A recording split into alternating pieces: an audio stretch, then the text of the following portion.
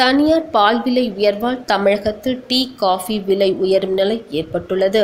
தமிழகத்தில் தனியார் பால் விலை இன்று முதல் உயர்த்தப்பட்டுள்ளதால் தேநீர் கடை மற்றும் ஹோட்டல்களில் டீ, காஃபி விலை அதிகரிக்கப்படும் நிலை உருவாகியுள்ளது.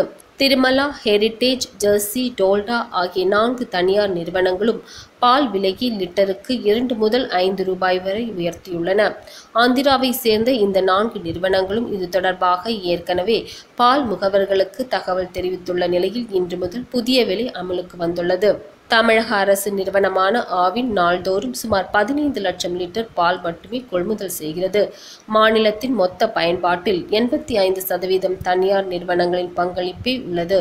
இதனால் பொதுமக்கள் பெரிதும் பாதிக்கப்படும் நிலையில் தேநீர் கடை மற்றும் ஹோட்டல்களில் டீ, காஃபி விலையும் அதிகரிக்கப்படும் நிலை ஏற்பட்டுள்ளது. தனியார் பால் நிறுவனங்கள் விற்பனை செய்யும் தயிர் விலையும் லிட்டருக்கு 5 ரூபாய் வரை உயர்த்தப்பட்டுள்ளது என்பது மிகவும் குறிப்பிடத்தக்கது.